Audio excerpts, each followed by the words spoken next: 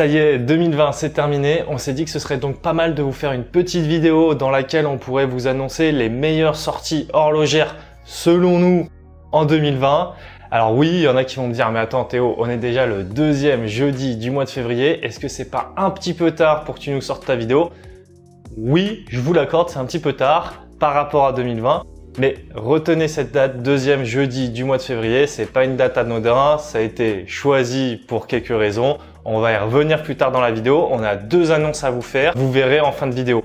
Au début, on voulait faire cette vidéo avec une release par mois, une en janvier, une en février, une en mars, mais en fait avec le recul, on s'est dit que c'était peut-être un petit peu dommage parce qu'il y a des mois où il y a beaucoup de releases, notamment septembre, où il y a beaucoup de sorties, et il y en a d'autres où c'est l'inverse, c'est très calme.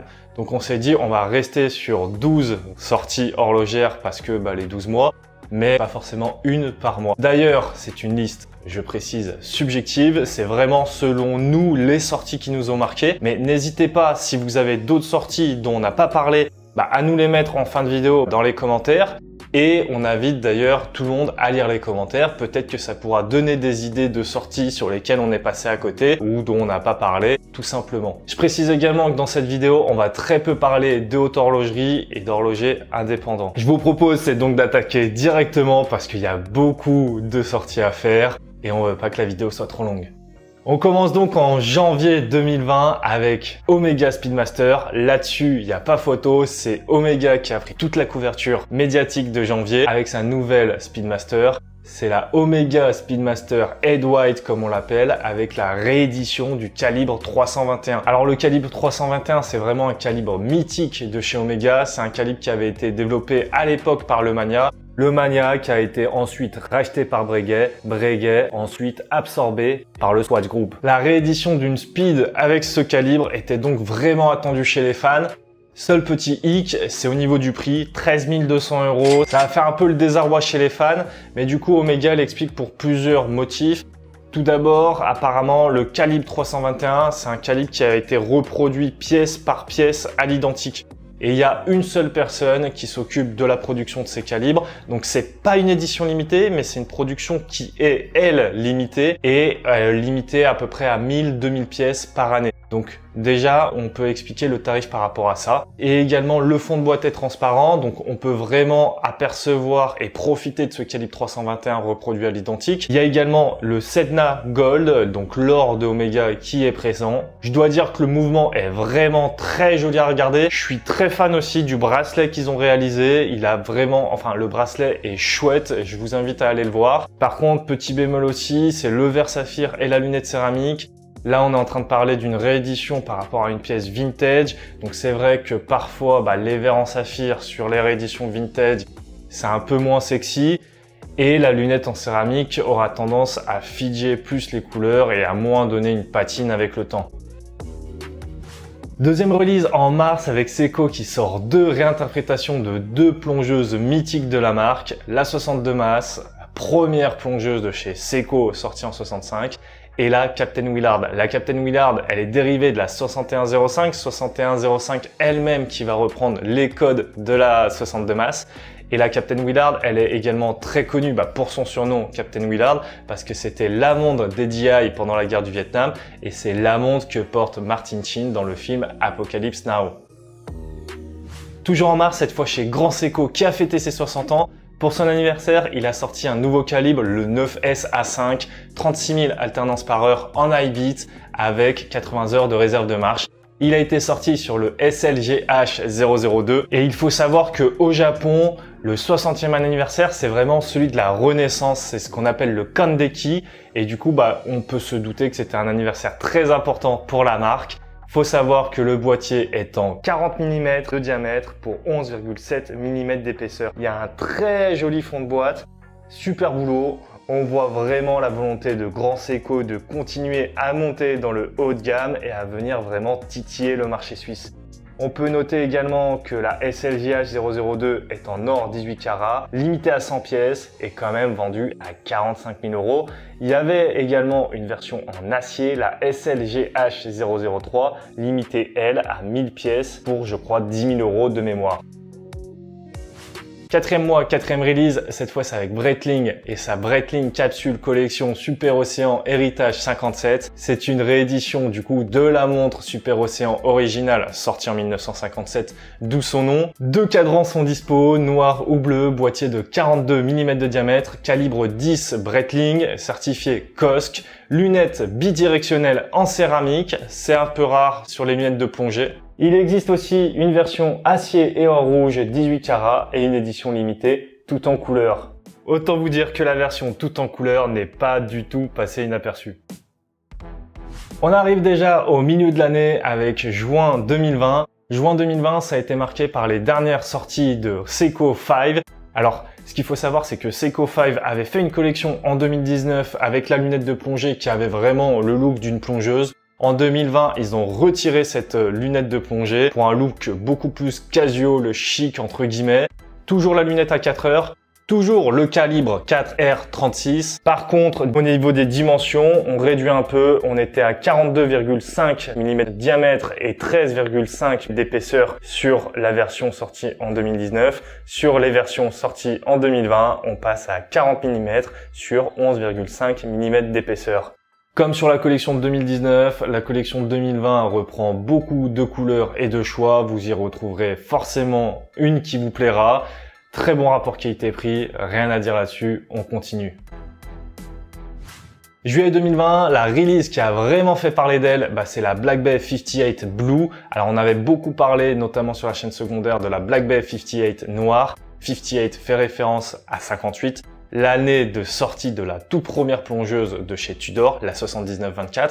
Et la 79-24 a été adoptée dans les années 70 par la Marine nationale avec une couleur bleue qu'on appellera Navy Blue. Donc toujours les aiguilles Snowflex, la Big Crown, etc. Chacun y trouvera un peu son bonheur. Personnellement, j'ai une petite préférence pour la noire parce qu'elle a ce côté un petit peu plus passe-partout et ce look un peu de vintage. Mais la bleue a l'air très bien aussi et est beaucoup plus moderne. Donc c'est vous qui verrez laquelle vous préférez. Juillet-août, enfin une grande Seiko sportive avec des dimensions raisonnables. C'est la SBGE 253, SBGE 255 et SBGE 257. Perso, j'ai une petite préférence pour la SBGE 255. Le bleu est vraiment super beau. La couleur de l'aiguille GMT, j'en parle même pas. Les indications sur 24 heures sur la lunette et dans le réo de la montre de manière bicolore est vraiment bien pensé. Le guichet de date à 4 heures qui sert aussi d'index est également assez bien vu. Et il y a une réserve de marche à 8-9 heures avec 3 jours de réserve de marche. Au niveau des dimensions, on est sur du 40,5 mm de diamètre sur 14,7 mm d'épaisseur. Magnifique polissage Zaratsu sur le boîtier, lunettes en céramique et il faudra compter 6 400 € pour cette montre.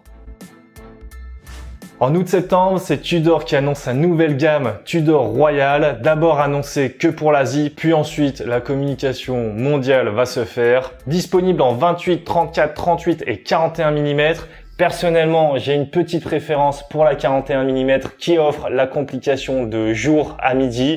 Un peu comme la grande sœur de la Rolex Président, la Rolex des dettes, même si elles sont complètement différentes au niveau du look. Et très abordable, elle est annoncée à 2760 € avec le cadran serti de diamant, 2170 avec le cadran argenté, noir ou bleu.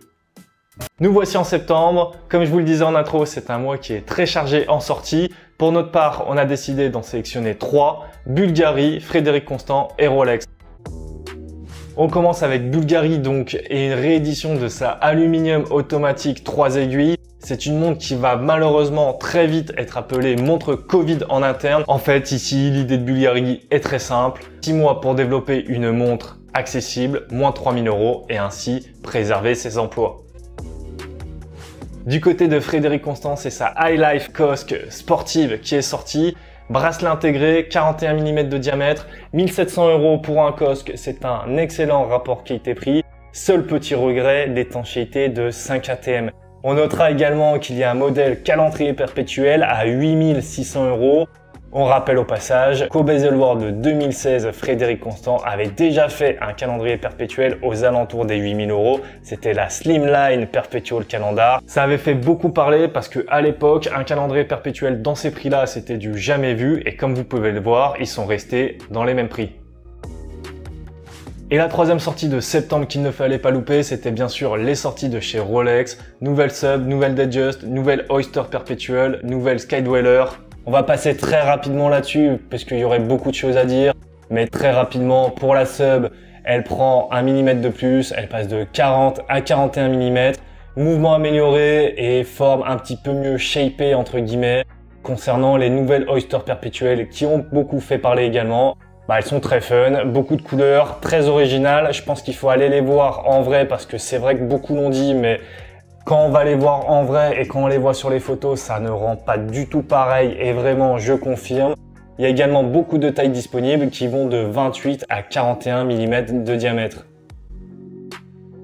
Et nous voici pour la dernière release de cette vidéo, enfin l'avant-dernière parce qu'il y a le petit bonus et est resté du coup à la fin après pour les annonces. Mais du coup, on est déjà en octobre 2020 et c'est Omega Speedmaster qui fait encore parler. On avait commencé la vidéo avec eux, on l'a fini avec eux. Cette fois, c'est la réédition de sa fameuse Omega Silver Snoopy Awards. Alors ce n'est plus une édition limitée comme ça avait pu l'être pour les 2 premières éditions. On peut retrouver une petite touche de bleu comme un rappel à la première édition, mais cette fois avec un cadran blanc comme le cadran de la seconde édition. Et la grosse nouveauté pour ce 50e anniversaire, c'est le fond de boîte animé. Et du coup, petit bonus en plus, c'est en novembre avec Baltic qui sort une édition GMT de la Aquascaf en 39 mm et ça a fait énormément parler. Donc je trouvais que c'était cool de vous en parler aussi parce que c'est une marque française, donc c'est bien d'essayer de soutenir notre production locale entre guillemets. C'est une marque qui est en train de prendre un réel ampleur, donc si vous ne connaissez pas encore, allez suivre ce qu'ils font. Personnellement, c'est vraiment une montre dont je voulais vous parler. J'avais d'ailleurs essayé d'en avoir une pour vous faire des belles photos, une belle vidéo et pour vous en parler plus en détail et vraiment vous donner un avis beaucoup plus mûri. Malheureusement, j'ai pas pu en avoir, donc voilà, je tenais quand même à vous en parler. Et si jamais quelqu'un a une Baltic Aquascaf GMT et qui regarde cette vidéo et qui veut bien me la prêter 2-3 semaines, ce serait avec grand plaisir que j'essaierai d'en parler plus en détail. Mais du coup, tout ça c'est bien beau, mais pourquoi est-ce que je suis en retard entre guillemets pour sortir cette vidéo? Comme je vous l'ai dit en début de vidéo, il y a 2 annonces à faire. La première, c'est que maintenant, à côté du bouton s'abonner, il y a le bouton rejoindre. Mais on s'est dit que ce serait bien quand même de vous donner une contrepartie. Sauf que vous l'avez compris, nous, en termes de timing, on est déjà très serré si on veut garder notre rythme de publication sur les vidéos normales gratuites. Donc pour ça, on a fait appel à Pierre de Belle Mécanique. Belle Mécanique, c'est un compte sur Instagram et je vous invite à aller le suivre si ce n'est pas déjà fait. Ça répertorie beaucoup de releases et c'est très pratique pour avoir l'actualité des montres en temps réel. Par contre, c'est vrai que sur Instagram, c'est un format qui est très brut avec les références, le prix, les photos. D'ailleurs, Pierre nous a donné un coup de main pour cette vidéo et nous a sorti les sorties qui, selon lui, avaient eu le plus de retours sur ses comptes. Et pour ceux qui vont donc appuyer sur le bouton rejoindre, vous aurez une vidéo supplémentaire par mois en exclusif avec Pierre de Belle Mécanique et son avis plus personnel. Pourquoi le deuxième jeudi du mois?